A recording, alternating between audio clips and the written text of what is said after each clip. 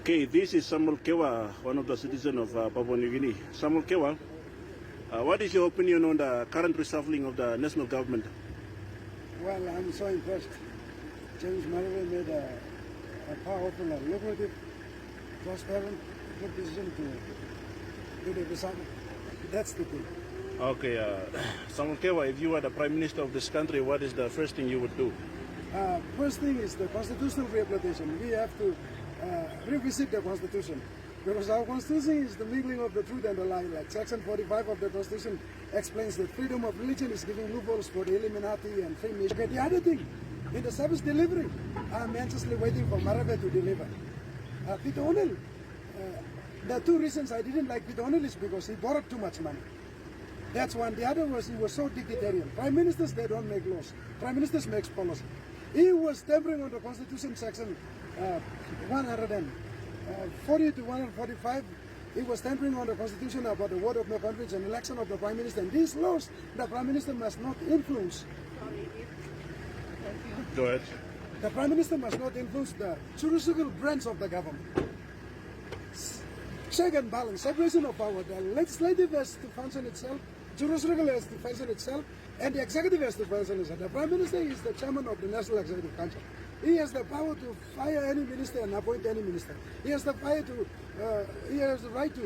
fire the bureaucrats and head of departments. And Kumul Consolidated Holdings, Kumul Mining Holdings Limited, Kumul Petroleum Holdings, all the CEOs of these big iconic assets of the government. The Prime Minister has the power to do the reshuffle. The Prime Minister has no power to tamper on the Constitution or the organic law or the Act of Parliament or the customary law or the common law. All these 7 hierarchies of laws. The Prime Minister doesn't have the power to stretch on the law. But I saw Peter O'Neill was trying to influence, the law-making body is the entire parliament, but one man was trying to make law. That's why I said he has to go, because he was acting like Robert Mugabe in Zimbabwe and Muammar Gaddafi in Libya and Charles Taylor in Liberia and Chen Bogaso in Central Africa. I don't want that crisis that will lead to a catastrophe. That's why I said O'Neill has to go. Otherwise, O'Neill delivered. And the other thing, I didn't like O'Neill because he borrowed too much money. Bible says in Proverbs 22, verse 7, rich rules over the poor, but the borrower is a slave to the lender. You talk about the international bankers, like the Bank of England is powerful in the Commonwealth. The powerful person in the Commonwealth is not Queen Elizabeth, it's the chairman of the Bank of England.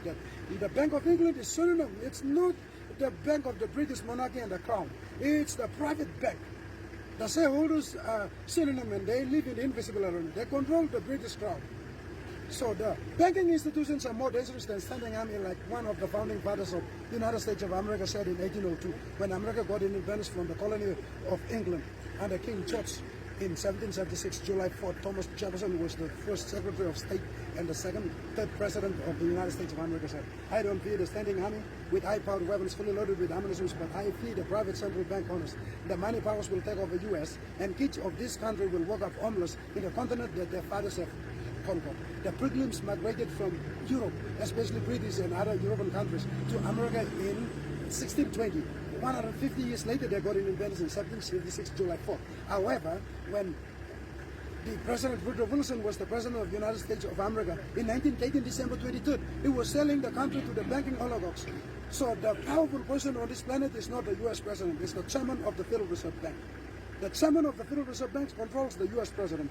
And this, I tell you, it's the greatest conspiracy that lives on this planet. And we are on the verge of a revolution, so I appeal to Marape cautiously to run this country.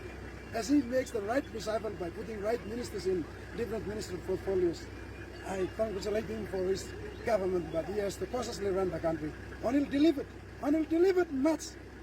In his time as 7 years being Prime Minister from 2011 all the way to 2019, 30th May, O'Neill delivered.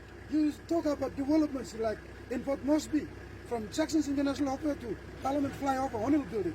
From 9 Mile to Geru all the way to Nava Refinery Factory, road that leads to Nava Refinery Factory and come to Konidogu downtown waterfront, O'Neill built it. From Kakamka International Airport to Calcutta Junction, 4-lane, O'Neill built it. Okay, extension of Kakamka International Airport, O'Neill built it. Okay, Natsak to Lake 4-lane, O'Neill built it. Initiation of the road link from Kaguerabe to Karama, O'Neill was initiating. Okay, road from Medang to Baya in my electorate in Mumbai Lumsa, O'Neill was initiating. O'Neill delivered, but the thing I didn't like, it or honestly, is because he borrowed too much money, and I'm afraid of international bankers. I tell you, China is buying off the African countries recklessly. China bought off Angola, China bought off Kenya, China bought off Republic of Congo, China bought over Sudan, China bought over Ethiopia, China bought over Sri Lanka. These countries, they borrowed too much money from China. They didn't pay back, and China bought them off. Not long, China will buy Papua New Guinea. Not long, international bankers will take over this country. That's why I didn't like owning it. And I told the Marape government to, don't borrow money. Now Marape is doing a right thing not to borrow money. But infrastructure-wise, Marape will deliver or not, I will wait to see in 2022. He has to deliver. He has to deliver.